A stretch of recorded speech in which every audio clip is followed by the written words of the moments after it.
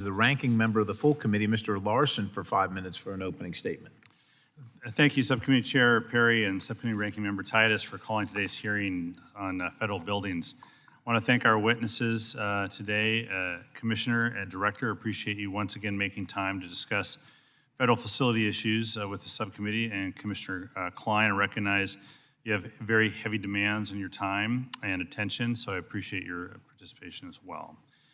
Prior to the '95 bombing of the Alfred P. Murrah building in Oklahoma City, the federal government had no established approach to security for federally owned or leased facilities. Immediately following the bombing, President Clinton directed the DOJ to assess the vulnerability of federal facilities to terrorist attacks and to develop recommendations for minimum security standards. Despite agency-wide coordination and the establishment of the Interagency Security process, the ISC process, federal facility security has remained on the Government Accountability Office's high-risk list for the past 21 years.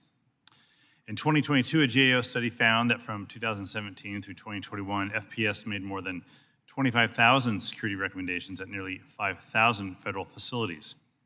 So while facility security committees approved 27% of those recommended countermeasures, most of those countermeasures were not implemented.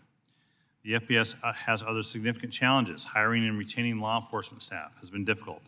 IT systems developed specifically to track and to verify guard training and certifications are not reliable.